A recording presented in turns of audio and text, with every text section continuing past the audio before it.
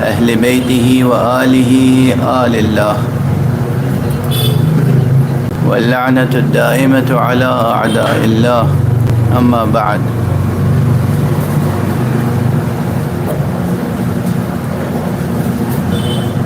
میں سب سے پہلے تہنیت اور تبریک پیش کرتا ہوں منتظمین کو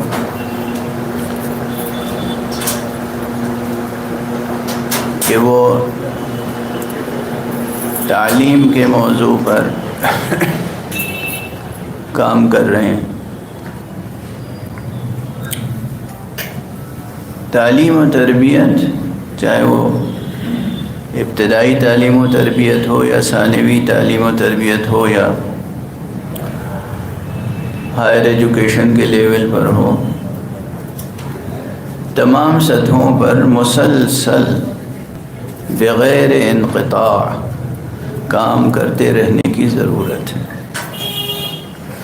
اگر کوئی اس پر اعتراض کرتا ہے تو اس اعتراض کی حیثیت یہ ہے کہ اس کا تو ذکر بھی کرنے کے لائق نہیں ہے. کسی نے اعتراض کیا ہے، تعلیم پر غور و فکر کیا جائے، تعلیم کے سلسلے میں کام کیا جائے تو اس میں اعتراض کی گنجائش کہاں رہتی ہے؟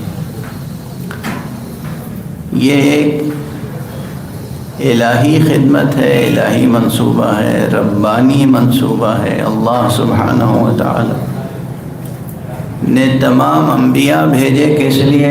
انسانوں کی تعلیم و تربیت کے لیے. اب یہ سب چیزیں اتنی عام ہیں، آپ حضرات میں بھی یقیناً سنی ہوں گی یہ سب باتیں، کیسے دہراتے رہنا ایک لحاظ سے اچھا نہیں معلوم ہوتا لیکن ایک لحاظ سے ضروری بھی معلوم ہوتا ہے. یعنی ابھی آپ فرما رہے تھے اگر اب بھی کوئی اعتراض کرتا ہے کہ صاحب تعلیم بھی کیوں کام کر رہے ہیں، میں نہیں سمجھتا کہ کوئی مجنون کہہ سکتا ہے، دیوانہ کہہ سکتا ہے کہ تعلیم بھی کیوں کام کر رہے ہیں. کتنا ہی کام تعلیم پہ ہو چکا ہو پھر بھی تعلیم پر کام کرتے رہنے کی ضرورت ہے. اگر 10 یونیورسٹیاں قائم ہیں اور کوئی 11ویں قائم کرنا چاہ رہا ہے تب بھی اعتراض کی گنجائش نہیں ہے کہ صاحب 10 یونیورسٹیاں قائم ہیں، آپ 11ویں کیوں قائم کر رہے ہیں؟ علم میں انفجار ہے، علم میں تابکاری ہے، علم ہمیشہ فروغ پاتا ہے. علم ہمیشہ فروغ پاتا ہے، شاخ در شاخ علم بڑھتا چلا جا رہا ہے. کل جو کوئی ایک مسئلہ تھا کسی علم میں، آج وہ مسئلہ بڑھ کے مستقل ایک شاخ علم بن چکا ہے. چاہے وہ علوم دین کے سلسلے میں ہو اور چاہے وہ سائنس کے سلسلے میں ہو. آپ حضرات جانتے ہیں، سبھی کو واقفیت ہوگی، پہلے سائنس کے نام پر ایک مجموعہ ہوتا تھا، اسی میں فزیکل سائنس اور لائف سائنس اور کیمسٹری کے الگ الگ چیپٹر ہوتے تھے اور پڑھا دیے جاتے تھے. لوگ سمجھتے تھے ہم سائنٹسٹ ہو گئے. اب ایک ایک مسئلے پر ریسرچ اتنی ہو چکی ہے کہ وہ مسئلہ بجائے خود ایک مستقل برانچ آف نالج، ایک مستقل برانچ آف سائنس ہے. تو یہ نیچر آف نالج یہ ہے، ماہیت علم. یہ بھی مجازن میں کہہ رہا ہوں، لفظ ماہیت نہ کہہ کے میں حقیقت کہوں تو زیادہ بہتر. حقیقت علم یہ ہے کہ علم میں مسلسل فروغ ہے، مسلسل ارتقاء ہے، مسلسل تابانی و تابکاری ہے. یہ لفظ تابکاری مجھے بہت پسند ہے. علم کے ساتھ تابکاری یعنی ریڈیشن، تو یقین فرمائیے کہ علم کے اندر ایک تابکاری بھی ہے. تو یہ تو آپ مبارکباد کے مستحق ہیں، جتنا بھی کام کیجیے کہ کم ہے. دوسری بات، تعلیم کے ساتھ تربیت یہ ایک مستقل چیز ہے. اچھا ایک نکتہ یہ زبانی ہے، لوگ ابھی ارے بھائی آئیے آپ یہاں کرسی خالی ہے، آپ تشریف لائیں.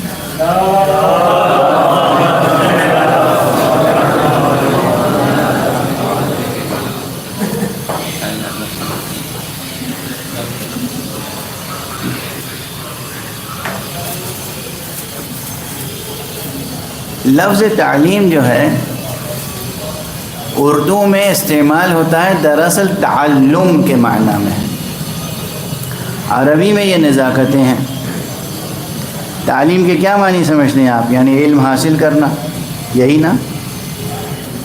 علم حاصل کرنے کو عربی میں کہتے ہیں تعلم، اور علم دینے کو کہتے ہیں تعلیم۔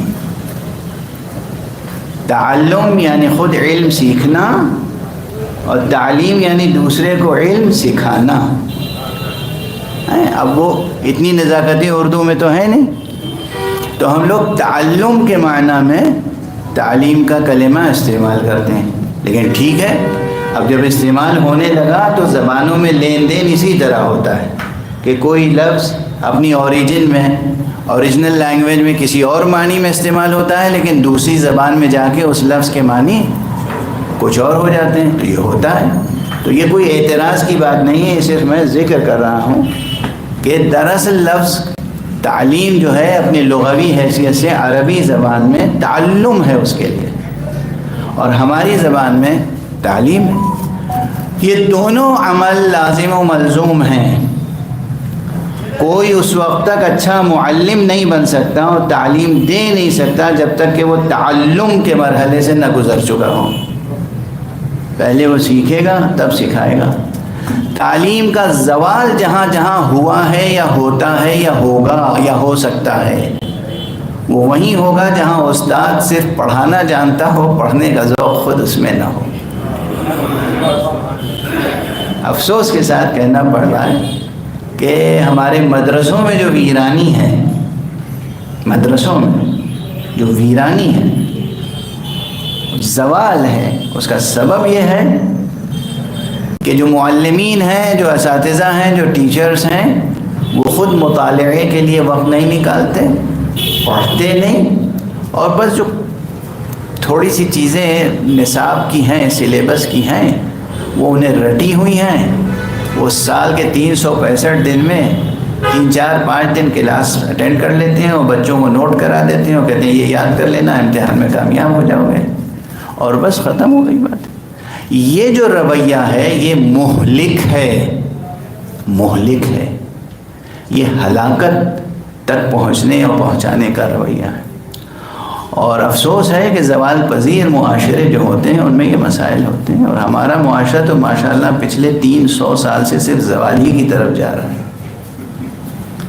1-2 برس کی بات نہیں ہے بھیا، آپ لوگ یہاں یونیورسٹی کیمپس میں ہیں، پچھلے 300 برسوں سے ظاہری اعتبار سے بھی زوال میں جا رہے ہیں آپ۔ یعنی آپ لوگوں کو جو محنت کرنی ہے ہر فیلڈ میں، ہر فیلڈ میں، ہماری جو بہت سی سماجی اور تہذیبی قدریں ہیں اس میں بھی یہ مسائل ہیں کہ وہ زوال آمادہ معاشرے کی قدریں ہو گئی ہیں۔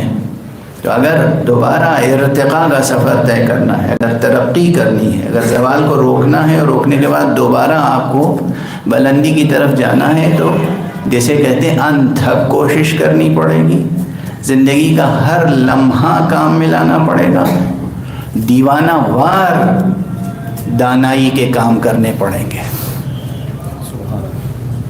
لگاتار کام کرنا پڑے گا، اور پچھلے 300 سال کا جو کوڑا کرکٹ ہے اسے صاف کرنا پڑے گا ہر میدان میں، چاہے شاعری ہو، ادب ہو، اور ہماری تعلیمات ہوں، نصابیات ہوں، وغیرہ وغیرہ۔ وقت میرے پاس نہیں ہے اور میں معذرت خواہ ہوں کہ دیر تک جلسے میں بیٹھ بھی نہیں پاؤں گا اور اپنی پوری بات کہہ نہیں پاؤں گا، لیکن جو کچھ عرض کر رہا ہوں آپ کی ذہانتوں پہ بھروسہ کر کے کہ میرے جملوں کو یاد رکھیں گے اور خود فل ان دی بلینکس کر لیں گے۔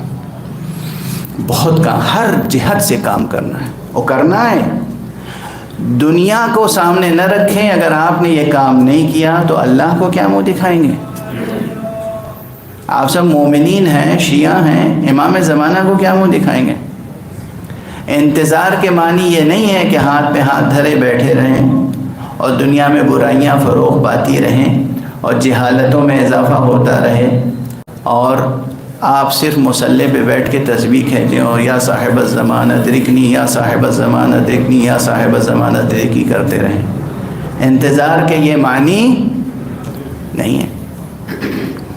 انتظار کی یہ معنی ہے کہ آقا کی معرفت بھی ہو، محبت بھی ہو، عشق بھی ہو، مصلی پہ بیٹھیں تو گریہ بھی ہو، لیکن زندگی کے ہر تقاضے کو پورا کرنے کا پورا جتن کیا جائے،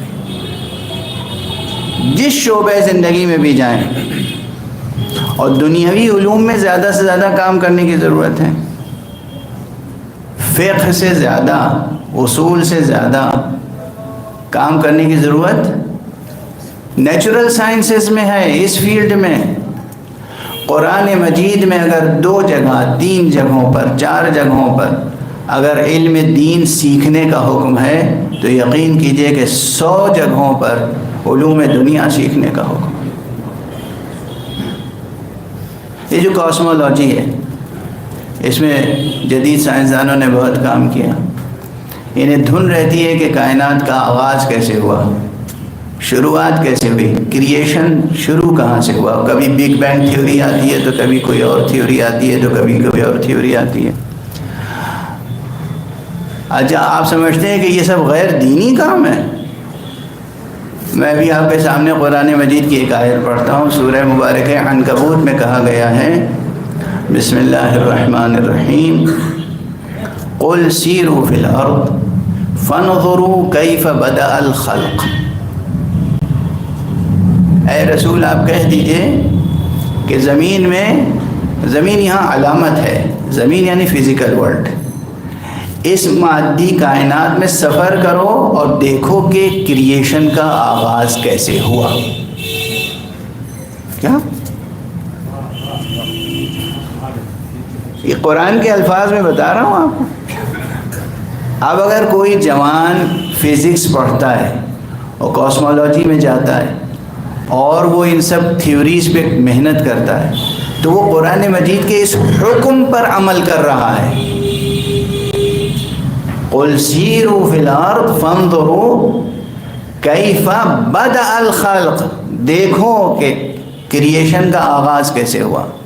قرآن کے الفاظ ہیں، میرے الفاظ نہیں ہیں، نہ حدیث کے الفاظ ہیں۔ تو وہ چاہے سائنس ہو، فزکس ہو، میتھمیٹکس ہو، یہ سب قرآنی احکام ہیں کہ آپ اسے حاصل کریں۔ اور اگر قرآن کی امام حسین علیہ السلام کا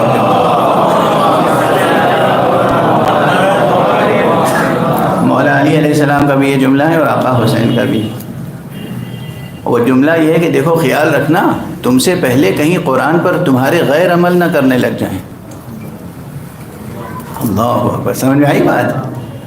قرآن نے تو کہا تھا کریشن پہ تحقیق کرو، کام کرو، ریسرچ کرو، آپ نے کی نہیں ہے ریسرچ، دوسروں نے کی، سامنے ہے۔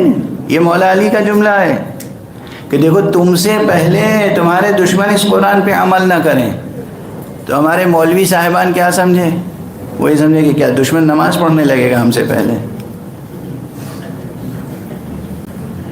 جو غیر مسلم ہے، مشرک ہے، کافر ہے، یہودی ہے، مسیحی ہے، جو قرآن، جو نبوت مصطفیٰ صلی اللہ علیہ وآلہ وسلم کا قائل نہیں ہے، اس نے کلمہ نہیں پڑھا، اس نے کلمہ توحید نہیں پڑھا، کیا وہ قرآن پہ عمل کے معنی ہے کہ وہ جا کے نماز پڑھنے لگے گا؟ کہ مسلمان کہیں نماز نہ پڑھیں ہم ان سے پہلے پڑھ لیں؟ وہ رمضان کے روزے رکھے گا کہ مسلمانوں سے پہلے، مسلمان تو رمضان میں رکھیں گے، چلو ہم شعبان میں روزے رکھ لیں؟ یہ سمجھ ہے، یہ فہم ہے۔ وہ یہی تھا کہ قرآن مجید نے جو علمی اشارے کیے ہیں، جو اس دنیا کی تسخیر کے فارمولے دیے ہیں، کہیں تم سے پہلے تمہارے غیر اس پہ عمل نہ کر لیں، اور وہ ہوا، اور ہم دیکھ رہے ہیں اپنی آنکھوں سے، واضح ہے۔ تو یہ قرآن مجید جیسی کتاب جن کے پاس ہے، اور محمد اور آل محمد علیہ السلام کے تعلیمات جن کے سامنے ہیں،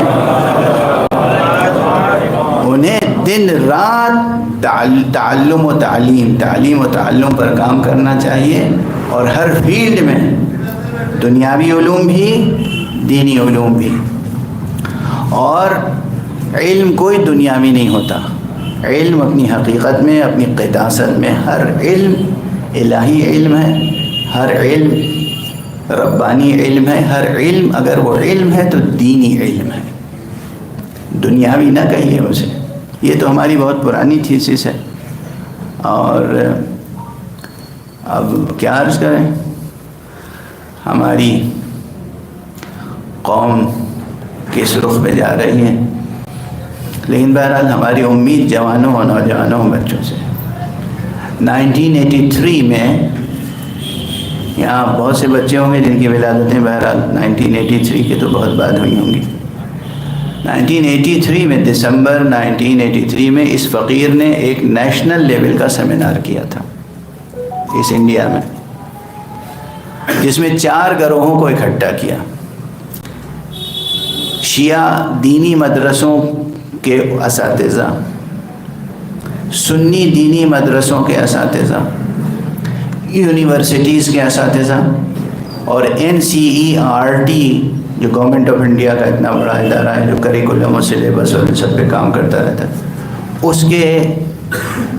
اس میں کام کرنے والے جو ایجوکیشنسٹ تھے اور ماہرین تعلیم تھے ان کو اکٹھا کیا۔ ہندو بھی تھے، سنی بھی تھے، شیعہ بھی تھے، سب تھے، اور نیشنل لیول کا کانفرنس سیمینار تھا، اور اس میں تھیم یہ تھی کہ جسے ہم کہتے ہیں کہ unified system of education. Unified system of education یعنی جس میں دینی علوم اور یہ جسے آپ دنیاوی علوم کہتے ہیں یعنی contemporary sciences and religious sciences, اس کا ایسا نصاب بنے کہ ہماری درسگاہ سے نکلنے والا دین کی بھی معرفت رکھتا ہو اور دنیا کی بھی مہارت رکھتا ہو۔ تو یہ تو ہماری پلکوں پہ سجا ہوا خواب ہے۔ اچھا، یہ کتاب سیمینار تو ہوا تھا 1983 میں، لیکن 27 دسمبر 83 میں، اور پھر سال بھر مجھے اور لگا، اور اس سیمینار میں پڑھے گئے مقالات کا ایک حصہ، پورا نہیں ہو، پورا تو کافی ہے، ایک حصہ میں نے جنوری 1985 میں کتابی شکل میں چھپوا بھی دیا تھا، اور وہ چھپا ہوا نسخہ لائبریریوں میں موجود ہے۔ آج کل تو وہ ریختہ، ہر ایک واقف ہے، ریختہ کی اوپر جا کے آپ نیا تعلیمی تجربہ ٹائپ کریں گے یا اس فقیر کا نام ٹائپ کریں گے تو وہ کتاب آپ کو مل جائے گی 85 میں۔ اب 85 میں جب میں نے یہ نظریہ پیش کر دیا کہ بھائی اس کی ضرورت ہے، چھپا ہوا کام ہے، پرنٹڈ پبلشڈ ورک ہے، اب یہ کہہ رہے ہیں کہ اس کی ضرورت بھی بتائیے کہ دینی اور دنیاوی علوم کو ایک ساتھ پیش کرنے کی ضرورت ہے۔ میں سمجھ رہا ہوں، یعنی یہ سوال کہاں سے آتا ہے؟ بھائی علم کی ضرورت ہے اور کامل علم حاصل کرنے کی ضرورت ہے، دین کا بھی علم حاصل کریں، دنیا کا بھی علم حاصل کریں، اور زندگی کا کوئی عمل جہل کی تاریکی میں انجام نہ دیں، ورنہ علم کے بغیر عمل کار عبث ہوتا ہے، عمل صالح نہیں ہوتا۔ یہ سب بدیہیات میں سے ہیں، یہ سب سامنے کی باتیں، 2 2 4 کی طرح سے اگر ان مسائل پہ سیمینار منعقد کرنا پڑے تو وہ قوم کی مطلب کیا کہوں میں، چھوڑ دیتا ہوں، آپ فل ان دی بلینکس کر لیجیے گا۔ یہ بدیہیات میں سے ہیں، کام تو اور نازک و لطیف و دقیق ان مسائل پہ ہونا چاہیے جن پہ قومیں ترقی کر کے آگے بڑھ گئی ہیں، وہ سائنس کے مسائل ہوں یا دین کے مسائل ہوں، ان مسائل پر سیمینار ہونے چاہیے اور بار بار ہونے چاہیے اور لگاتار ہونے چاہیے۔ ان کوششوں کا اجر و ثواب آپ کو اس دنیا میں بھی ملے گا اور دار آخرت میں بھی ملے گا انشاءاللہ۔ میں سمجھتا ہوں کہ اتنی بات کافی ہے۔ کچھ اگر سوالات آپ سے اجازت ہو، اگر کچھ وقت ابھی کر لیجیے، ہمیں کہیں جانا ہے۔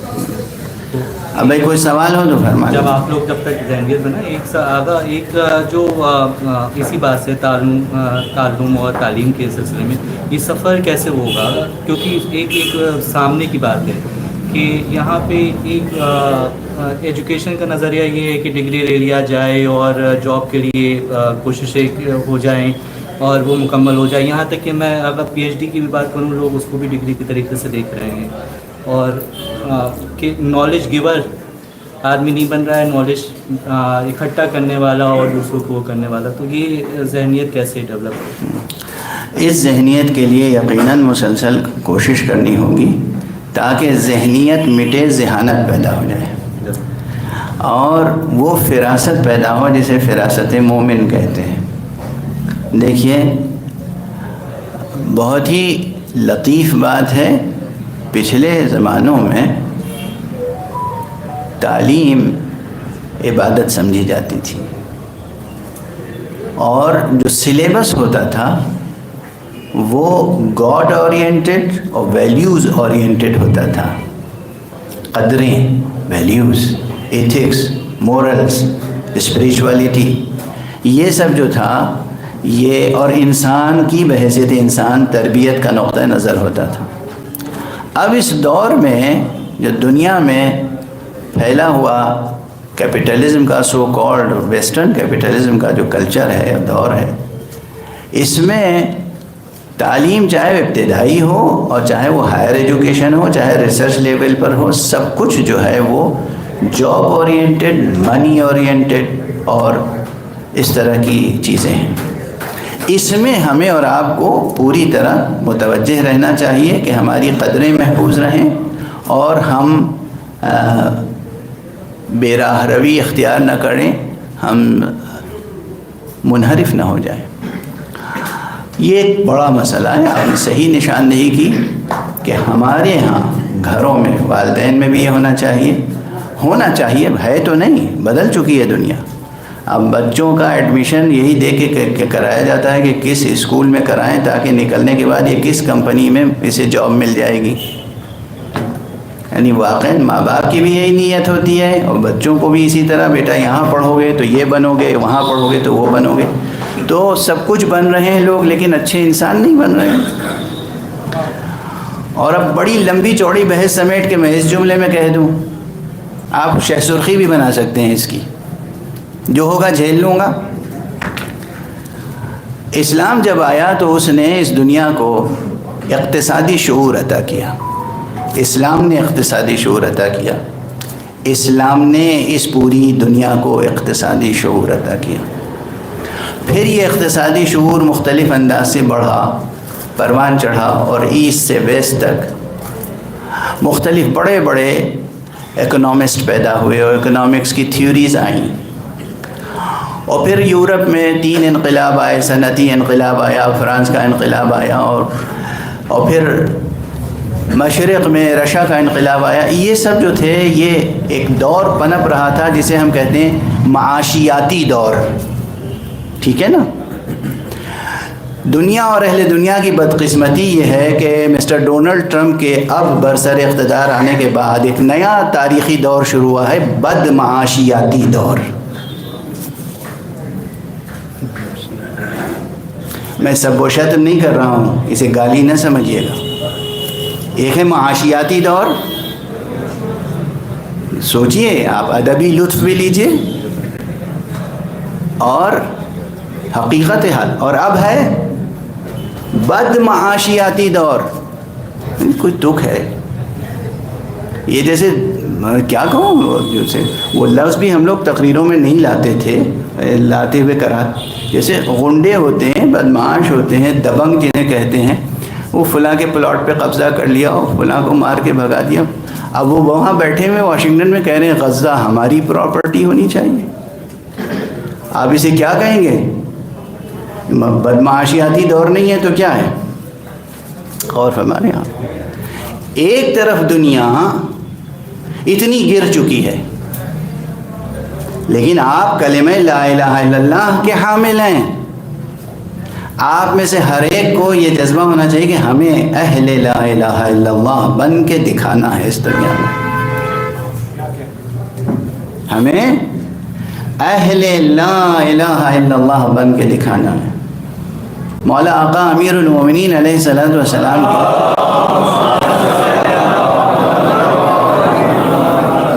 تعلیم فرمائی ہوئی ایک زیارت ہے، ایک دعا ہے، سمجھیے. فرمایا کہ جب تم مسلمانوں کے قبرستان میں جاؤ تو اس طرح سلام کیا کرو وہاں مدفونین کو، مردگان کو. کہا کرو السلام علیکم یا اہل لا الہ الا اللہ، من اہل لا الہ الا اللہ، یا اہل لا الہ الا اللہ، کیف وجدتم قول لا الہ الا اللہ، من لا الہ الا اللہ. آپ دیکھیں اس زیارت میں کم سے کم 10 مرتبہ لا الہ الا اللہ کو دہرایا گیا ہے. اور اس میں سب سے بڑی چیز کیا ہے کہ ہمیں اور آپ کو کیا بننا ہے؟ اہل لا الہ الا اللہ. اللہ اکبر. یہ معمولی بات ہے. اگر انسان میں ذرا بھی روحانیت کا ذوق ہے، اگر روحانیت کا ذوق ہے تو آپ وجد کریں گے اور آپ غور کرتے چلے جائیں گے کہ مولا امیر المومنین علیہ الصلوۃ والسلام نے کیا تعلیم فرمایا ہے. ہمیں کیا بننا ہے؟ اہل لا الہ الا اللہ. یہ اہل لا الہ الا اللہ جب آپ بنیں گے تو آپ ہی کے ہاتھوں سے دنیا سے جہالت مٹے گی، آپ ہی کے ہاتھوں سے دنیا سے غربت اور افلاس مٹے گا، غربت مٹے گی، آپ ہی کے ہاتھوں سے ظلم مٹے گا، جور مٹے گا. آپ ہی انشاءاللہ علم کی مشعل بھی روشن کریں گے، آپ ہی روحانیت کی شمع روشن کریں گے، آپ ہی انشاءاللہ آقا امام زمانہ علیہ الصلوۃ والسلام کے ظہور کے لیے راہیں ہموار کریں گے، ان کے اور ان کے لشکریوں کے لیے راستہ صاف کریں گے، راستے کے خس و خاشاک کو ہٹائیں گے، کوڑا کرکٹ ہٹائیں گے آپ، اور آپ کی یہ خدمتیں قبول بارگاہ معصوم و قبول بارگاہ احدی ہوں گی انشاءاللہ. آپ کو اہل لا الہ الا اللہ بننا ہے، اور اہل لا الہ الا اللہ بننے کے لیے علم، حکمت، تدبیر، تدبر، ریاضت، جفاکشی، مسلسل سفر اور مسلسل ارتقاء کا سفر، بلند ہونا ہے، بلند ہونا ہے، کہیں ٹھہرنا نہیں ہے، حد یقف نہیں ہے، مسلسل سفر کرنا ہے. اور اس سفر میں تعلیم و تعلم، تربیت، تثقیف، تہذیب، یہ سب کام ہیں جو کرتے رہنا ہے انشاءاللہ العزیز. اور کوئی سوال ہے؟ کوئی فلور اوپن ہے؟ وعلیکم السلام. آپ کو میں نہیں کہہ رہا ہوں، لیکن یہ ایک حقیقت ہے کہ اسلام نے غیبت کرنا حرام قرار دیا تھا اور دنیا نے اس کو ایک پیشہ بنا لیا.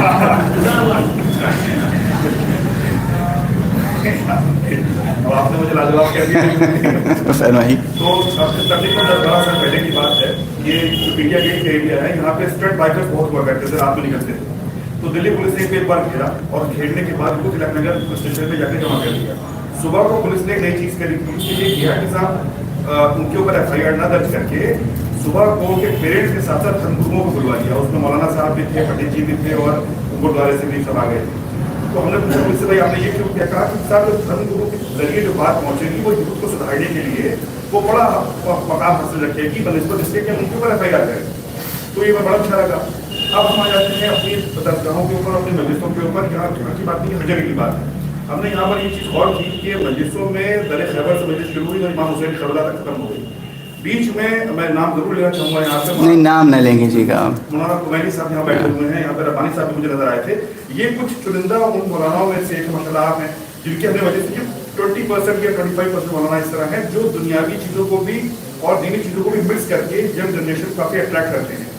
مجلس ایک ایسا مقام ہوتا ہے جہاں پر 5 سال کا بچے سے لے کر کے 80 سال کے بوڑھے تک سب متوجہ رہتے ہیں. اس میں کیا آپ کو لگتا نہیں کہ اس طرح کی ضرورت ہے کہ جو ہمارے رہنما ممبر پہ بیٹھ کے تقریر کرتے ہیں اس میں شاید 2 منٹ یا 5 منٹ کی اس طرح کی تقریر کریں تاکہ جو نئے ینگ جنریشن بیٹھی ہوئی ہے وہ بچے متوجہ رہیں اور ایجوکیشن کو لے کے، کاؤنسلنگ کو لے کر کے، ایجوکیشن اور کاؤنسلنگ کو لے کر کے یہاں سے ایک اپنا ایک ڈائریکشن کہیں سے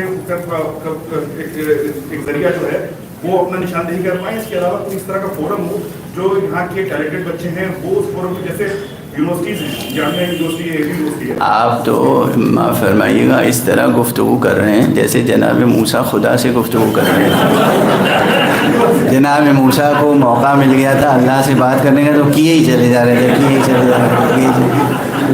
تو آپ نے سوال تو بہت مختصر ہوتا ہے، تو جزاک اللہ، میں داد دیتا ہوں، تائید کرتا ہوں. نہ آپ موسیٰ ہیں نہ میں اللہ میاں ہوں. نہیں، اچھا یہ بات جو ہے جواب اس گفتگو کے اندر خود ہی موجود تھا. ظاہر ہے کہ جو ممبر پہ جائے، یہ میں کئی بار کہہ چکا ہوں، لیکن ممبر جو ہے وہ زمین سے بلند ہوتا ہے نا، کم سے کم 3 4 5 سیڑھیاں. ممبر پہ جانے والے کا فریضہ یہ ہے کہ وہ صرف فزیکلی اپنے باڈی کے ساتھ بلند نہ ہو، اپنے ذہن کے ساتھ بھی بلند ہو. اور پھر جب خود بلند ہو جائے تو وہ یہ کوشش کرے کہ ہمیں یہ نیچے بیٹھنے والے تمام لوگوں کو بھی بلند کرنا ہے. بلندی پہ بیٹھنے والے کا فریضہ یہ ہے اور اخلاقی حق یہ ہے کہ وہ نیچے بیٹھنے والوں کو ہمیشہ بلندیوں کے راستے دکھائے. تو یہ تو ہے یہ اپنی جگہ. آپ جی آخری سوال فرمائیے. مختصر سوال سوال کیجیے گا. تقریر کرنا مجھے آتی ہے پہلے سے, وہ نہ سکھائیے گا. جب آپ ایجوکیشن کی بات کرتے ہیں, تعلیم کی بات کرتے ہیں, تو کیا اس میں انٹرپرینورشپ بھی آتی ہے؟ کیا اس میں بزنس بھی آتا ہے؟ کیا آپ یہ سمجھتے ہیں کہ ایجوکیشن وہ بالکل دو الگ الگ چیزیں ہیں یا انہیں جوڑا جا سکتا ہے؟ علم ایک وحدت ہے اور تعلیم اس وحدت میں کثرت پیدا کرنے کا ہنر ہے. یہ تو فلاسفیکل ڈیفینیشن ہو گئی, آپ سوچتے رہیے گا. ٹھیک ہے نا, وحدت و کثرت کا رشتہ. علم ایک وحدت ہے اور تعلیم اس وحدت کی گہرائی میں جانا اور اس وحدت کو کثرت میں بدلنے کا نام ہے. ایجوکیشن کے ساتھ چاہے بزنس ہو, چاہے مینجمنٹ ہو, چاہے دنیا بھر کی چیزیں سب تعلیم میں سموئی ہوئی ہیں. اور بزنس کے لیے اور مینجمنٹ کے لیے اور دوسری چیزوں کے لیے بھی تعلیم اور تربیت دونوں چیزیں ضروری ہیں اور اس پہ کام کرتے رہنے کی ضرورت ہے. اور آقا امیر المومنین علی بن ابی طالب علیہ السلام نے فرمایا ہے اوصیکم نظم امرکم. دیکھو میں وصیت کرتا ہوں کہ تم اپنے تمام امور کی تنظیم کیا کرو. مینجمنٹ ہر چیز کا مینجمنٹ, زندگی کا کہ ہر شعبے کا مینجمنٹ اور گزرتے ہوئے ہر لمحے کا مینجمنٹ یہ کرنا ضروری ہے علم کی روشنی میں. وآخر دعوانا ان الحمد للہ رب العالمین. میں بہت شرمندہ ہوں, معذرت خواہ ہوں منتظمین سے, آپ تمام حضرات سے. غلطی میری تھی. اس وقت میرا کہیں اور بہت پہلے سے 1 مہینے پہلے سے اپوائنٹمنٹ تھا, وعدہ تھا, وہ بھول گیا. ان عزیزوں کے مسکراتے ہوئے چہروں کے سحر نے مجھے مسحور کر دیا. اور جب انہوں نے کہا آپ آئیں گے تو میں نے کہا ٹھیک ہے آ جاؤں گا. بعد میں ہوا کہ بھائی مجھے کہیں اور جانا ہے.